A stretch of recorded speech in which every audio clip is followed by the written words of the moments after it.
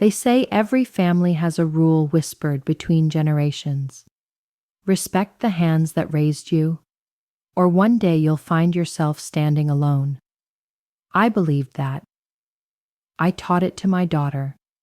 And then, on her 45th birthday, she leaned in so only I could hear and said, "The best gift you could give me is if you just died."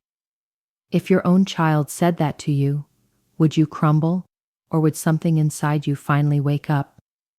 I'm Carol. I'm 72. And that night, a lifetime of giving cracked open like thin ice under heavy boots. The evening started with lace and laughter, the kind of warm light that spills from a big suburban house at the corner of a tidy cul-de-sac. I helped pay for that house, $150,000. My retirement, my rainy day courage, my late husband's steadiness turned into a cashier's check with my shaky signature. I told myself it was love. That's what mothers do. In my hands, I carried a $200 cake with little sugar roses. In my purse, wrapped in tissue, lay a gold bracelet that used to belong to my husband, my daughter's father. I had polished it the way you polish old memories. Slow circles, soft cloth, a breath you don't know you're holding until you have to let go. Tonight, I would give it to Jennifer. Family is a chain, I told myself. We pass it along, link by link. When Michael opened the door, the music pressed against me like a warm body. Guests were already inside, their laughter sugared with wine. I stepped over the threshold, the way you step into someone else's photograph and smile along. "Happy birthday, sweetheart," I said, holding the cake like a peace offering. Jennifer turned, beautiful and polished, sleek black dress, a diamond that flashed when she lifted her glass. She kissed my cheek without touching me and whispered so quietly I almost thought I heard wrong. "The best gift you could give me is if you just died." My hands went numb. The cake tilted. Somewhere in the room, a guest laughed at a joke that had nothing to do with me.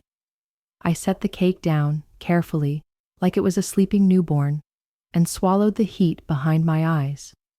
Then she did something worse. Tilted her head, raised her voice, and said for the room, "Mom loves to make an entrance.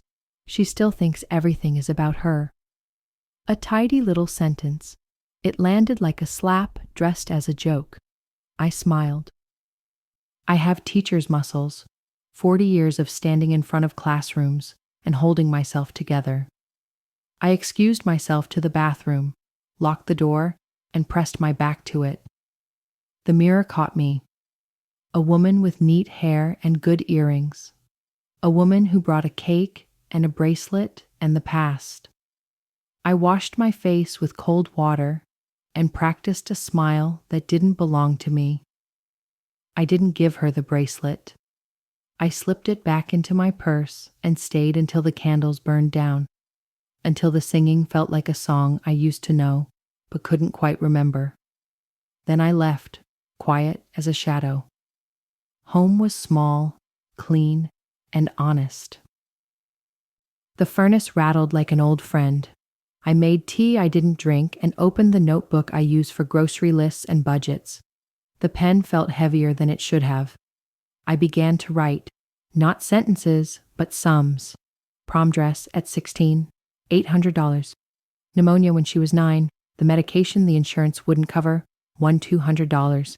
College tuition over the years, $42,000. Wedding, $35,000. Down payment for the house, $150,000. 8 months of mortgage when Michael was between jobs, $16,000. Braces for my grandson, $4,000. Holiday gifts, emergencies, quiet rescues I never told anyone about, too many to name. By the time I finished adding, the number stared up at me like a verdict, close to $500,000, a life poured into receipts. If you have ever counted the cost of love in dollars, I'm sorry. Money should be the least important line in the ledger. But I had to see it, black and white. I had to know I wasn't imagining the weight. I called her. Of course I did. I wanted her to tell me she didn't mean it. That wine had loosened her tongue and a bitter thought had slipped out before she could catch it. Mom, she said, as if I were a telemarketer that got through.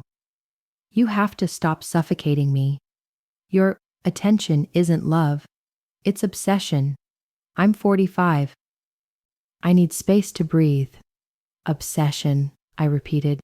Jennifer, I gave you everything I could. It was never. Then stop giving. Let me live my life. You are. She paused and I held my breath. A burden. The line clicked. The room went very quiet.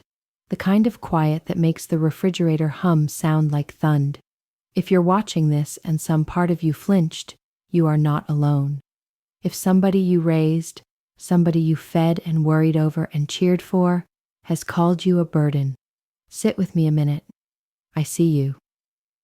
The clock hands crept. Midnight slipped into 2 a.m., then 3. The number in my notebook didn't change. The word burden did not unring. Somewhere between the tick and the talk, the crying stopped. It didn't dry up. It froze. It became clarity. I stood, walked to the mirror, and really looked. Not at age spots, not at soft arms. I looked at my eyes, the same eyes that had stared down unruly classrooms and budget holes and the year we lost my husband. There she was, the woman I had misplaced. I found her. If the gift she wants is for me to disappear, I told the woman in the mirror, then I will. But it won't be death. It will be a life she doesn't get to spend. Resolve sounds simple when you say it out loud. In the body, it's a slow, steady current. I felt it gather. I didn't sleep. I planned. Not revenge that breaks laws or souls, boundaries. Legal, clean, merciless in the way truth can be. I opened the file box where I keep things people assume old women lose. Deeds, policies, copies of signatures. I stacked the papers that started to look like a spine. As dawn diluted the sky, I called my neighbor. Linda is the sort of friend a woman is lucky to make once in a lifetime. Practical, warm, no taste for gossip, a talent for keeping both plants and confidences alive. Linda, I said when she picked up, voice still hoarse, do you have room for a secret? For you. Always, she said. What happened? Jennifer gave me my marching orders, I said. She wants a world without me in it. I'm going to give her one, but I'll need a witness and a key holder. There was a pause on the line. Not disapproval, not shock, just a woman doing math with her heart. Come over, she said. We'll make coffee. We'll start with a list. I brought my file box and the bracelet I hadn't given. We sat at her kitchen table in our bathrobes like girls at a sleepover, except the sugar was in the coffee, and the thrill was the audacity of 2 older women deciding we were not done yet. Here is what we wrote. Not in ink, but in nerve. I would close the joint emergency account I had opened for Jennifer's household and transfer the funds back to my personal account. I would call Robert Miller, the attorney who handled my husband's estate and knows me better than most, to revisit my will and the beneficiary on my life insurance. I would review the mortgage I had co-signed and understand exactly what rights and responsibilities that signature carried, especially after hearing that Michael's job had gone shaky again. I would pack light, a passport, a few good sweaters, comfortable shoes. I would leave a letter, no dramatics, just facts and boundaries for my daughter to find, not today, not tomorrow, but when the absence had a shape she could feel. We didn't plan cruelty. We planned an end to access. That is a different species entirely. Are you sure? Linda asked, not as a challenge, but as a sister does when she holds your hand and looks for doubt. Last night, I said, I almost placed that bracelet on my daughter's wrist. Do you know what that would have made me feel like? A mother. Do you know what she made me feel like? A wallet with legs. I am done being recharged like a battery and tossed aside when the power is used up. Linda nodded. Then we'll do this right. Clean. Documented. No second guessing. I reached into my purse and set the bracelet on her table. It glowed as if it remembered another wrist. Keep this for me. If I leave it here, I won't do something foolish when I get sentimental. She smiled.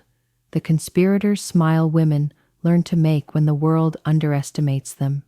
You're not sentimental, Carol. You're strategic. We made another list. Locks to change, subscriptions to cancel, accounts to separate, a P.O. box to open, a travel agent who specializes in retirees living abroad.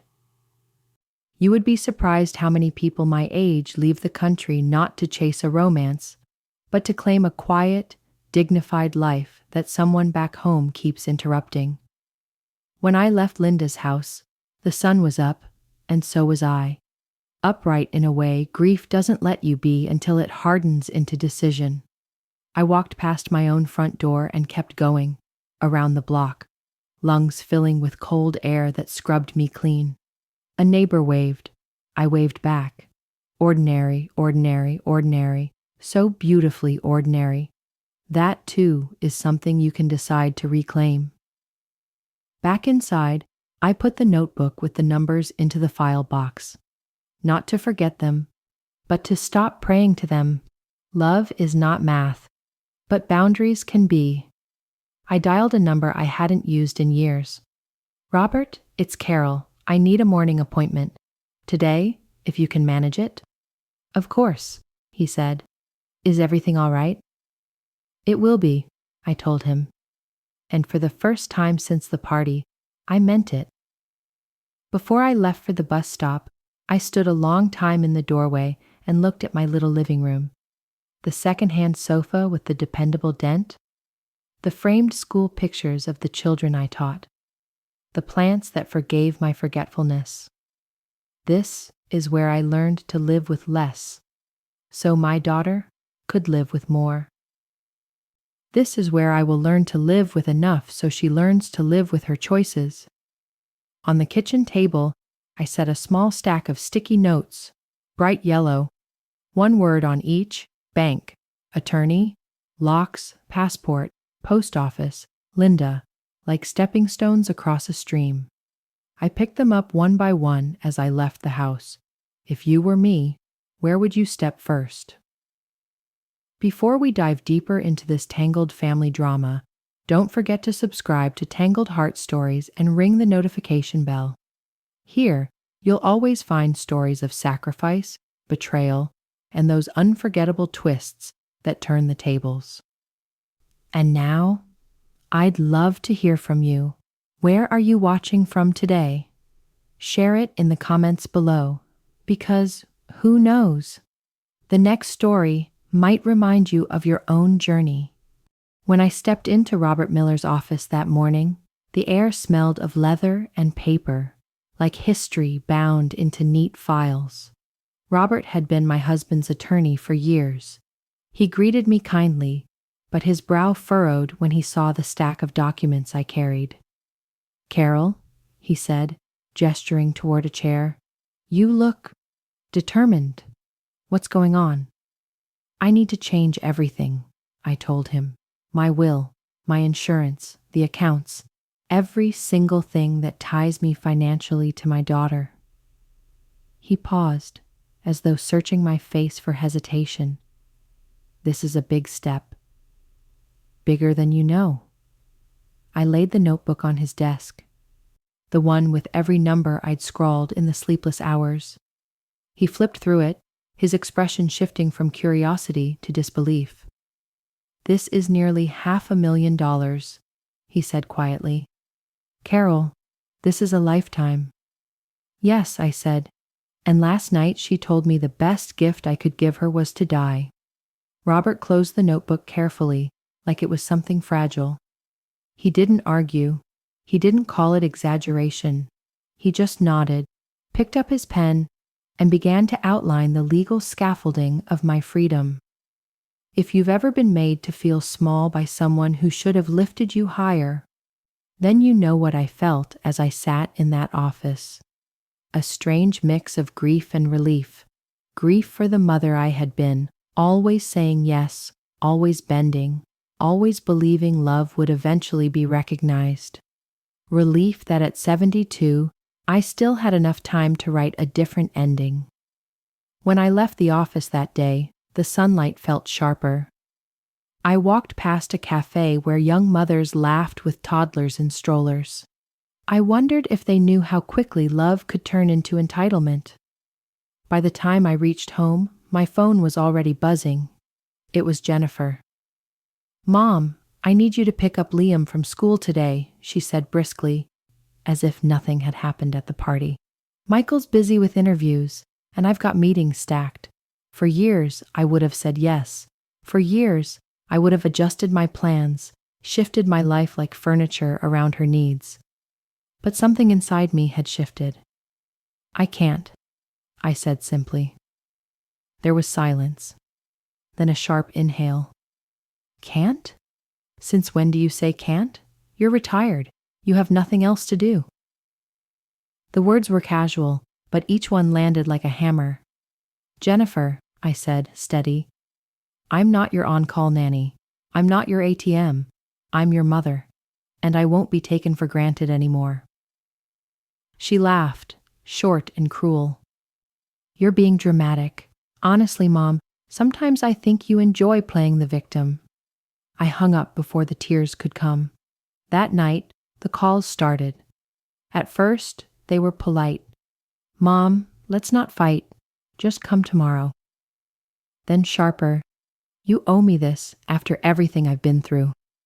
And finally, venomous, "You've ruined my life if you walk away now." Each message was like a mirror, reflecting back what I had refused to see for years. My love had been treated as currency, not connection. A week later, I attended a neighborhood gathering with Linda. We were in her garden, sipping tea, when Jennifer stormed in without calling ahead. "Mom," she hissed, ignoring Linda completely. "Michael and I need help with the mortgage, just for 2 months until things settle. You've always helped before."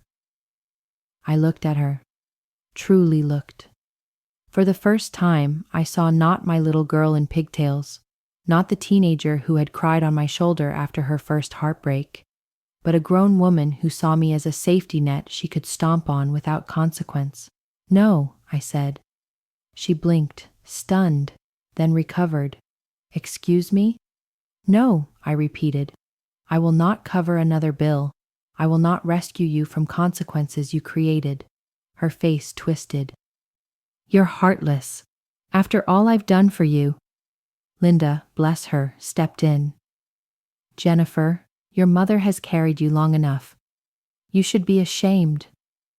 Jennifer spun on her heel and left, slamming the gate so hard the hinges rattled. From that day forward, the conflict escalated. Jennifer sent texts accusing me of abandoning my grandchildren. She showed up at my door with Michael, demanding explanations. One night she shouted so loudly in my driveway that neighbors peeked through curtains. "You're nothing without me. Do you hear me? Nothing."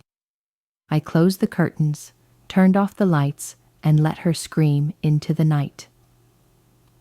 For the first time in my life, I did not chase her with apologies or explanations. Inside me, the storm was both devastating and liberating. I mourned the daughter I thought I had, but I also began to taste a freedom I had never allowed myself. I thought of the bracelet, still hidden at Linda's house. I thought of the letter I would write. And I thought of the plane ticket I had quietly booked to Switzerland. Have you ever stood at the edge of a decision, knowing that once you step forward, nothing will ever be the same? That's where I was. Meanwhile, Jennifer escalated her cruelty. At a family barbecue, in front of cousins and neighbors, she laughed and said, "Mom is losing it. She can't even keep her bills straight anymore. Honestly, I worry about dementia." The crowd laughed nervously. I felt my cheeks burn, but I said nothing. Not yet. Because in my purse was the USB drive Robert had prepared, filled with documents, recordings, proof of every cent and every sacrifice. Proof that I was not losing my mind.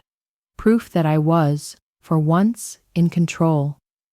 The more Jennifer tried to paint me as weak, the stronger I became. I began going for long walks with Linda, mapping my future. I practiced saying no.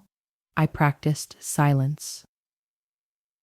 And I began to believe in something I hadn't felt in years: dignity.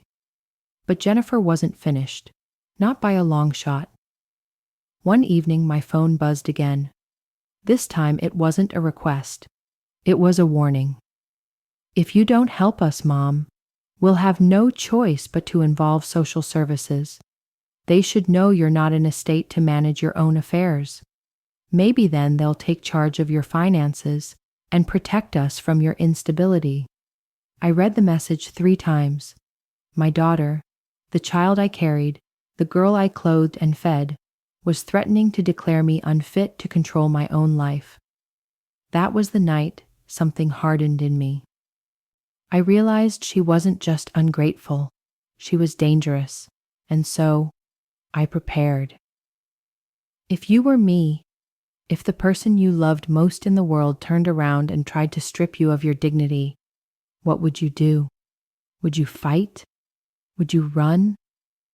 Or would you build a plan so sharp, so clean, that when the moment came, justice would feel inevitable? Because that's exactly what I decided to do. I didn't sleep that night, not after Jennifer's threat to call social services on me. I sat in my chair, my notebook open, the words swimming. Unfit, unstable, incapable. Those words are powerful when they come from a stranger. They're devastating when they come from your own child. At 72, I'd lived long enough to know what they meant.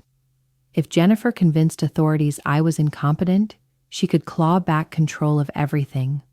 My house, my savings, my choices. She could erase me while I was still breathing. But here's the thing, I was still breathing. And as long as I was, I had a say. At 3 a.m, the same hour grief had once broken me, resolve took its place. I opened my file box again, spread documents across the table, and made a plan. I wasn't going to beg. I wasn't going to argue.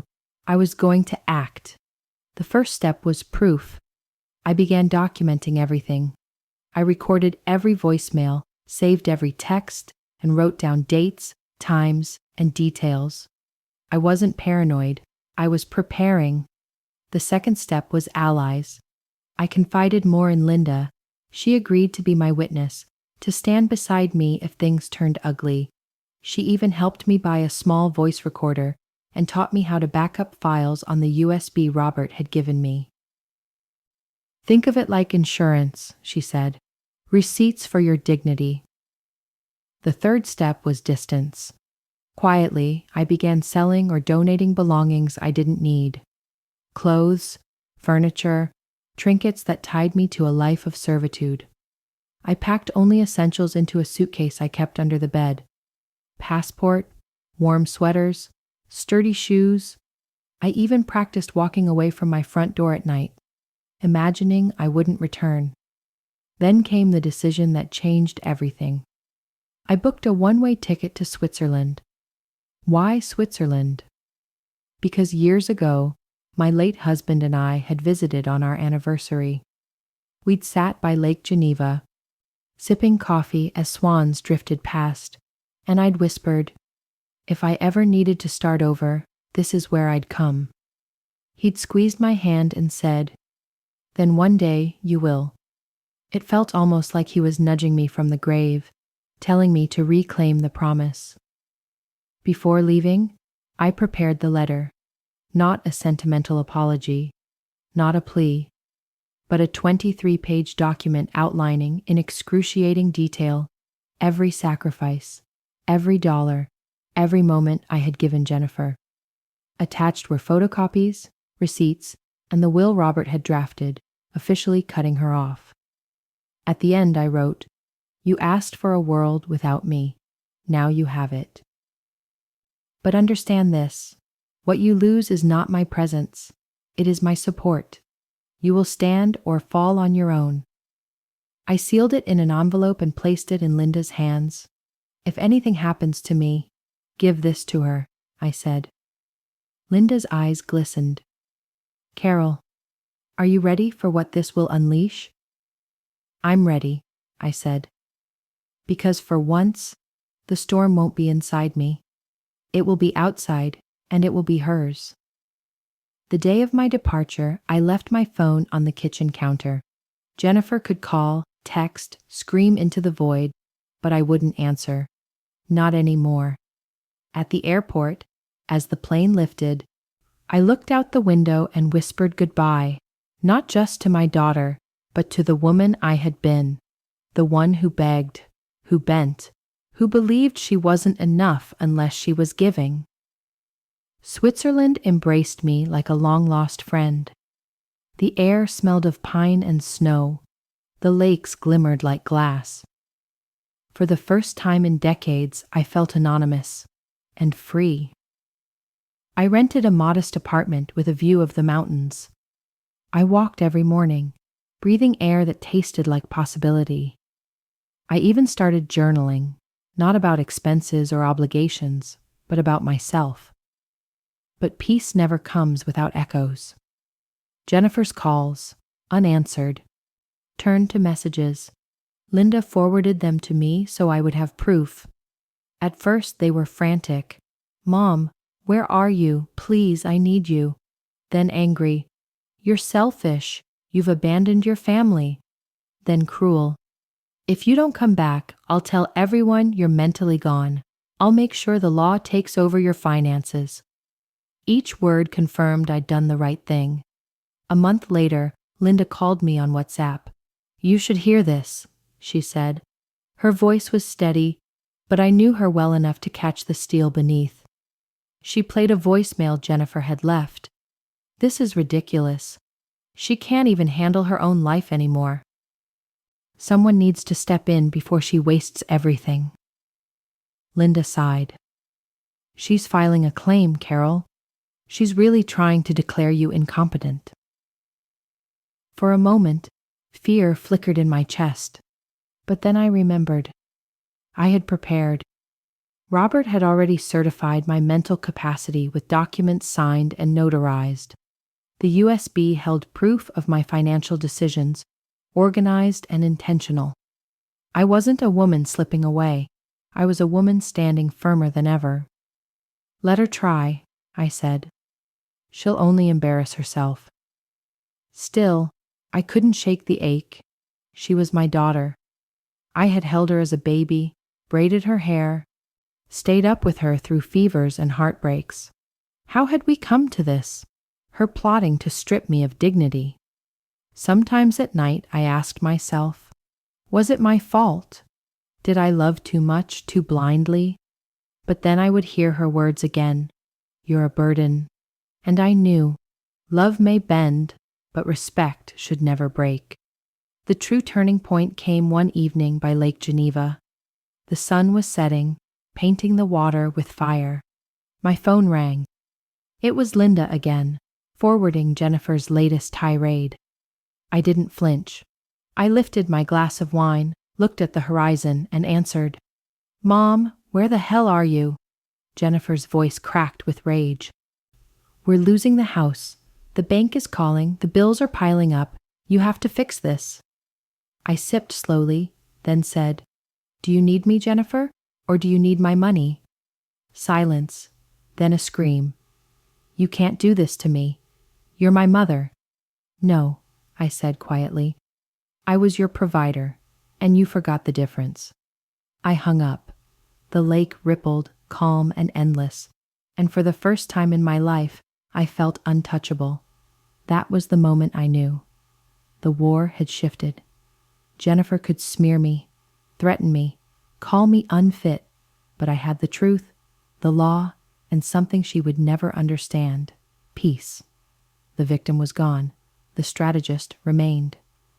If you were me, sitting by that lake with the wine glass catching the last light, hearing your own child begging not for your love, but for your wallet, what would you do?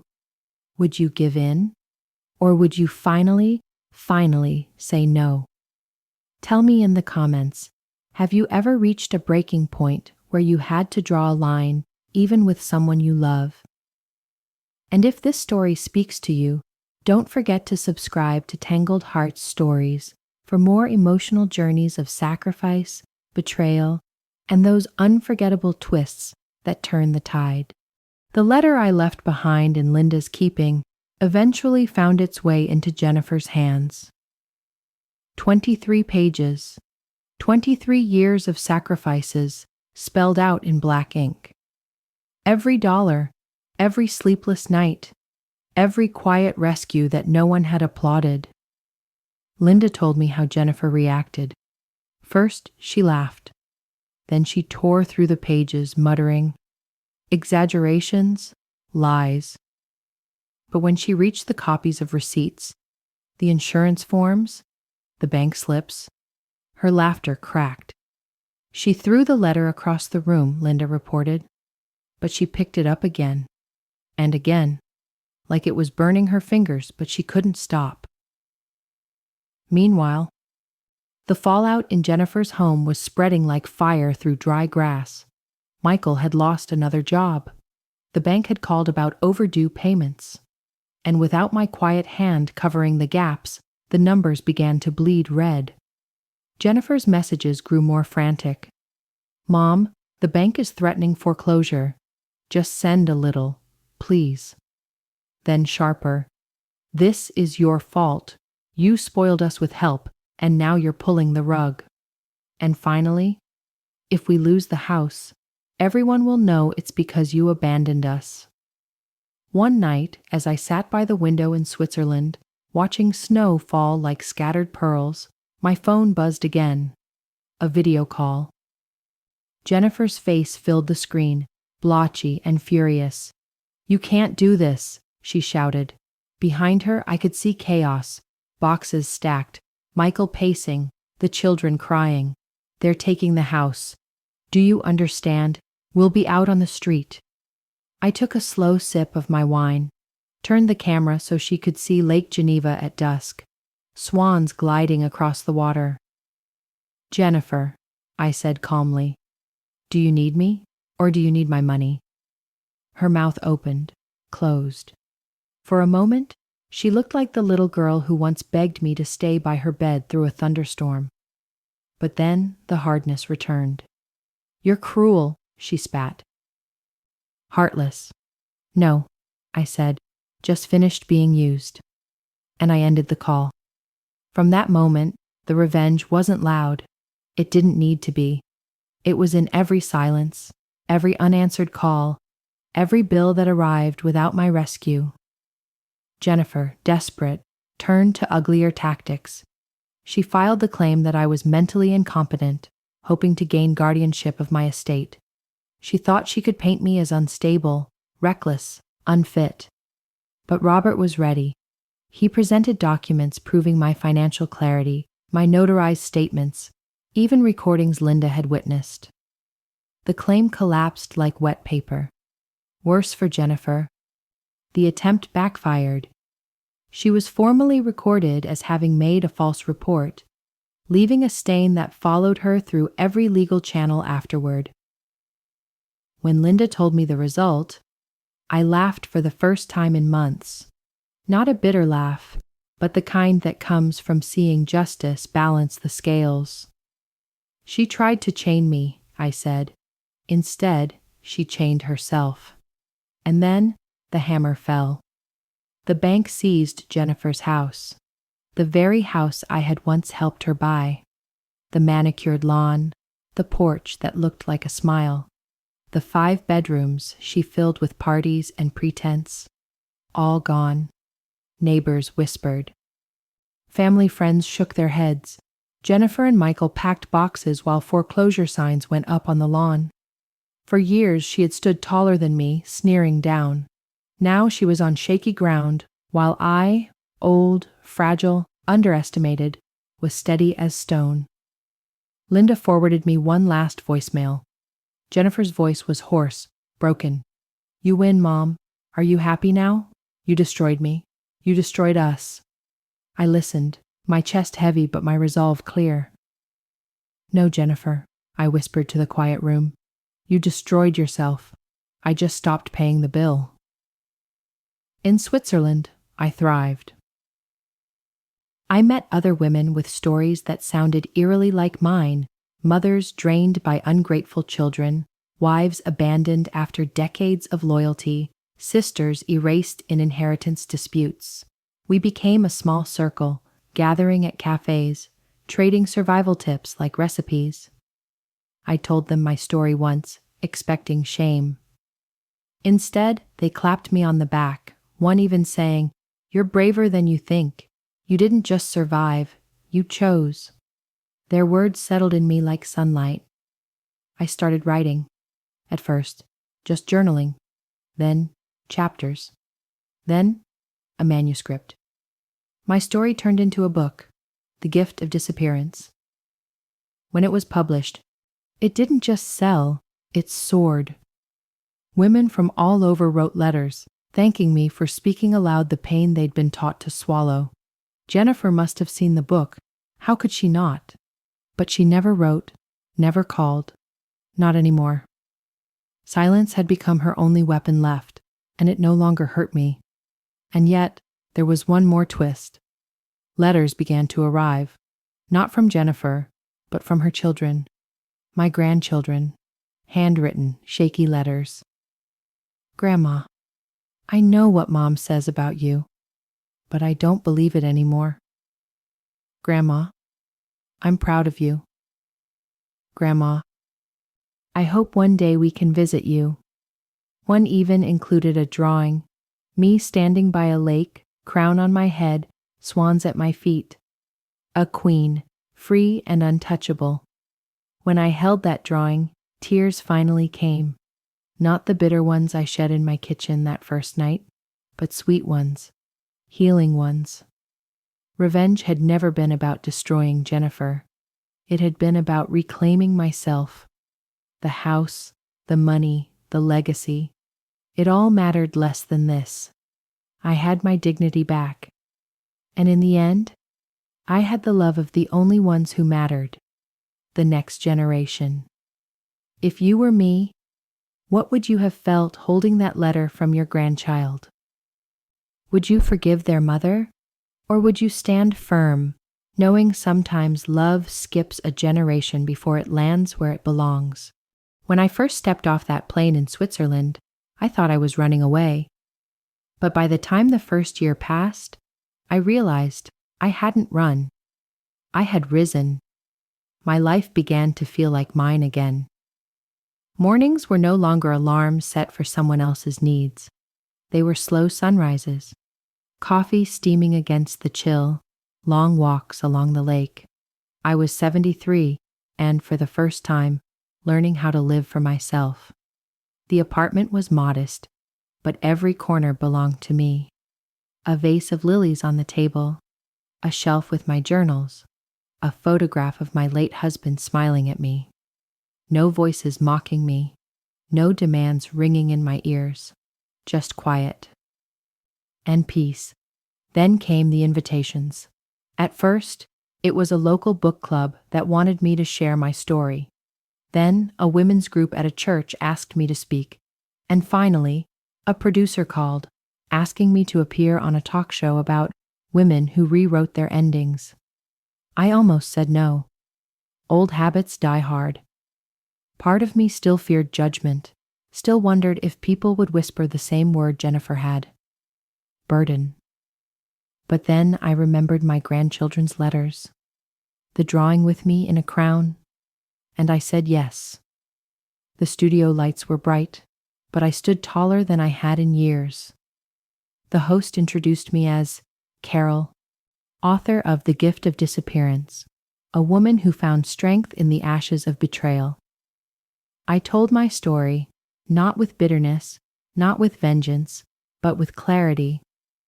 I spoke of sacrifice, of the danger of giving without boundaries, of how love without respect becomes chains. The audience was silent, hanging on each word, and when I finished, they rose to their feet. Applause echoed. For me, for a 72-year-old mother who had once been told she was better off dead. Later that night, my inbox overflowed. Women from across the world wrote to me, "Carol, you gave me courage. Carol, I left an abusive marriage because of your book. Carol, I thought I was crazy for feeling used. Now I know I'm not alone. For the first time in decades, I didn't feel invisible. I felt necessary." And then another letter arrived. This one wasn't from the grandchildren. It was from Jennifer. Her handwriting was rushed, uneven. "Mom, I saw you on TV. I don't know what to say. I don't expect forgiveness. But the kids talk about you all the time. They draw pictures of you. They miss you. Maybe one day when you're ready, we can meet. If not for me, then for them." I stared at that letter for a long time. My heart pulled two ways, toward the child I once held, and away from the woman who had wounded me. In the end, I didn't write back. Not yet. Some wounds need more time. Some bridges aren't ready to hold weight again. But I folded the letter carefully and placed it in the same box as my grandchildren's drawings. Not because I forgave her, but because I refused to let her words define the end of my story. I found new family in unexpected places. My circle of women grew larger, widows, mothers, daughters estranged from their own blood but knitted together by shared scars. We celebrated birthdays, holidays, even ordinary Tuesdays with cake and laughter. I gave the bracelet, my husband's bracelet, not to Jennifer, but to my eldest granddaughter when she turned 16. I flew her to Switzerland myself. When I clasped it around her wrist, her eyes widened. "Grandma," she whispered, "it's beautiful." "It's yours," I said. "But it comes with one rule. Never wear it for someone who doesn't see your worth."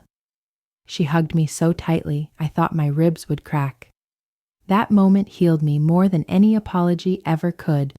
Years passed. I became known in my small town as the American teacher with the big stories. I taught English classes to children, traded recipes with neighbors, and planted roses in the balcony pots. Every spring, when the roses bloomed, I smiled. Because they bloomed without permission, without apology, just like me. And as I sit here now, telling you this story, I know one thing with certainty. Justice doesn't always look like a courtroom verdict or a dramatic showdown. Sometimes justice is simply living well when others expected you to crumble. Sometimes revenge is not destruction, but dignity. My daughter wanted a world without me, and in a way she got it. But the world I built without her, filled with peace, respect, and love that chooses me back, turned out to be the greatest gift I could give myself. So let me leave you with this. If you've ever been made to feel like a burden by someone you love, remember, you are not the weight. You are the wings. Don't let anyone convince you otherwise. Respect isn't given by blood. It's earned through kindness, through love, through reciprocity. And if someone refuses to give you that respect, you are allowed, no, you are required to draw your line. If you were in my place, holding those letters from your grandchildren, seeing them smile with pride while their mother simmered in her own choices, what would you do? Would you forgive? Would you wait? Or would you simply keep living, knowing life is too precious to waste on people who don't value you? Share your thoughts in the comments, because your story matters too. Have you ever felt betrayed by the very people you sacrificed for? And if my journey touched you, don't forget to subscribe to Tangled Heart Stories. Here, every tale reminds us no one suffers alone, and every sacrifice deserves its justice.